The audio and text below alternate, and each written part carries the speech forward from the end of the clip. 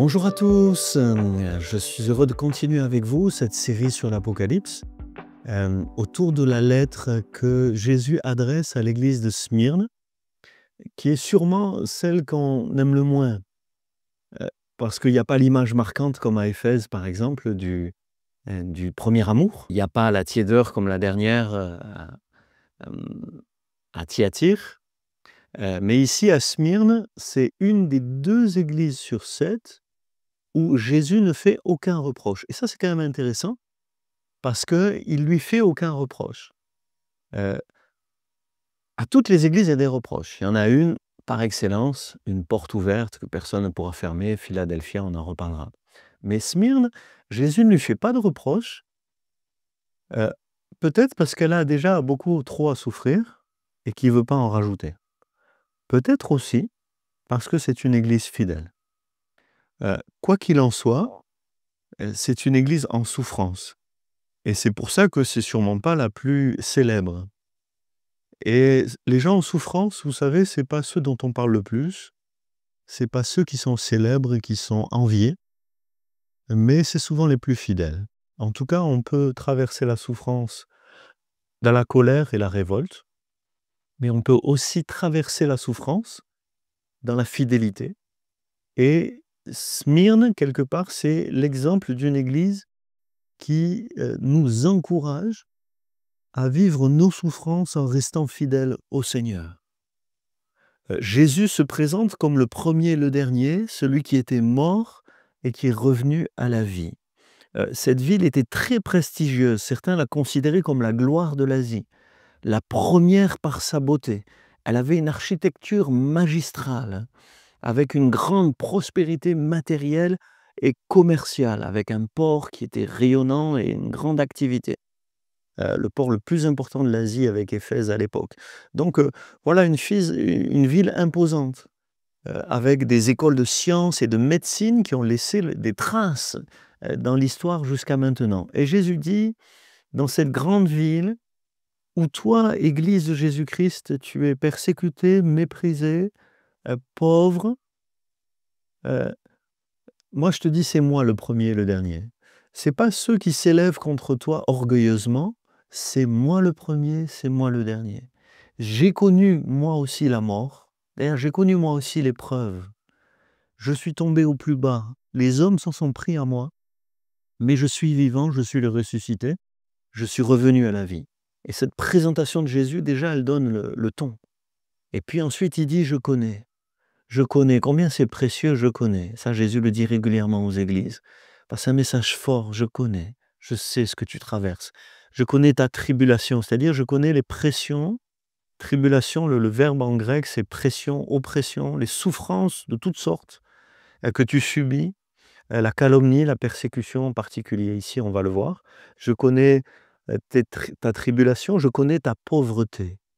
Et ça, c'est intéressant, je connais ta pauvreté, ça veut dire que dans une ville très riche, l'église n'était pas riche.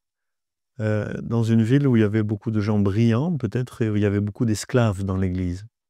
Mais Jésus dit, je les connais, et il rajoute, je connais ta pauvreté, bien que tu sois riche. Et c'est tout de suite une indication. Te laisse pas avoir, on te regarde comme un pauvre, comme une pauvre, parce que cette ville est riche et que toi tu l'es pas en tant qu'église, mais te laisse pas avoir par les apparences. La vraie richesse, c'est toi qui l'as. La vraie richesse, elle est spirituelle et c'est pas l'architecture qui fait la richesse, c'est pas même la connaissance intellectuelle qui fait la richesse, c'est ton cœur et le cœur que tu as pour Dieu. Je connais aussi les calomnies de la part de ceux qui se disent juifs, qui ne le sont pas, c'est-à-dire qui ne sont pas vraiment juifs, ça vient de louange, qui ne sont pas vraiment à la louange de Dieu, mais qui sont une synagogue de Satan. C'est-à-dire, derrière ceux qui te calomnient, il y a le diable. Ces juifs qui se prétendent être de Dieu et qui te montrent du doigt et qui te calomnient, c'est le diable qui les anime. Et là aussi, ne te laisse pas avoir par cette pression qu'ils te mettent. Ceux qui sont à la louange de Dieu, c'est ceux qui sont fidèles à Dieu. Ce n'est pas ceux qui calomnient les autres. Et derrière les hommes, reconnais souvent l'adversaire qui essaye de te déstabiliser. Et puis on en vient à ce qui est au cœur de ce que je voulais vous partager aujourd'hui, c'est ne crains pas ce que tu vas souffrir. Ne crains pas ce que tu vas souffrir. Et là, moi, je pense que ça touche quelque chose de profond. Dès qu'on parle de souffrance, moi, je ne sais pas si vous le ressentez, moi, je le ressens. Dès qu'on parle de souffrance, je crains. Le livre de Job, par exemple, m'a toujours fait peur, parce que je ne veux pas vivre ce qu'il a vécu. Je ne veux pas me retrouver dans la même épreuve qu'il a vécue. Je dis: «Seigneur, heu, personne ne veut souffrir». Et Jésus dit: «Tu souffres déjà et il va y avoir encore des souffrances. Le diable jettera quelques-uns de vous en prison, afin que vous soyez éprouvés. Vous aurez une tribulation de 10 jours». Il y a des souffrances qui vont venir, mais ne les crains pas. Mais au contraire, sois fidèle jusqu'à la mort. Voilà le message central. Ne crains pas, tu as déjà souffert, tu souffriras encore, mais ne le crains pas. Le contexte est intéressant. Le contexte, c'est sûrement comme ils étaient rejetés par les Juifs étaient protégés par l'Empire romain. À partir du moment où l'Église est vraiment rejetée par les Juifs, elle sort de la protection romaine qui était accordée aux Juifs. Protection pour le service militaire, pour certains impôts, pour le culte rendu à l'empereur. Les Juifs rejetant les chrétiens, du coup, les chrétiens sont soumis au culte de l'empereur et donc à la persécution. Là, ici, c'est intéressant, ils seront mis en prison.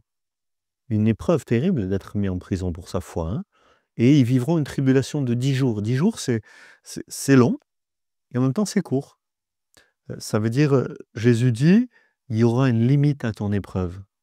Il y aura une fin à ton épreuve». Voilà, ne la crains pas avant qu'elle arrive. Quand tu y seras, comprends qu'il y aura une fin.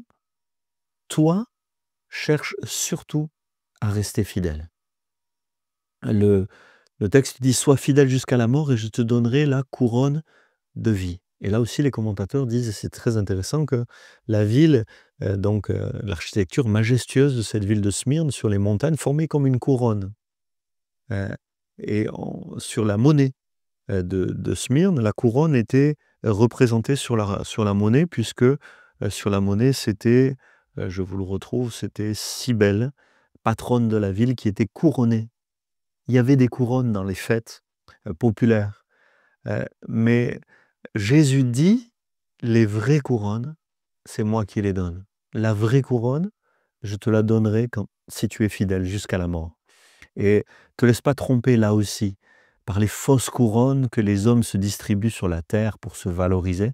Ce qui compte, c'est la couronne que Jésus donnera à ceux qui auront souffert fidèlement, à ceux qui auront traversé les épreuves en gardant la foi jusqu'au bout.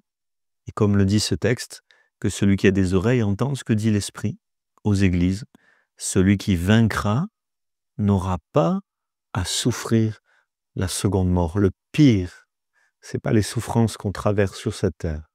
Le pire, c'est la souffrance éternelle de la seconde mort. Et celle-là, Jésus te l'épargnera. Il t'accordera une place dans le ciel avec lui. Seigneur, bénis tous ceux qui souffrent, ceux qui sont calomniés, rejetés, méprisés, attaqués peut-être sous toutes sortes de pressions.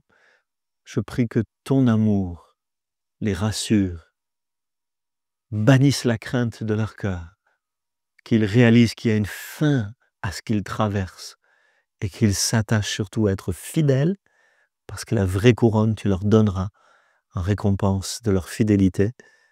Merci aussi parce que le vainqueur ne connaîtra jamais la seconde mort. Amen.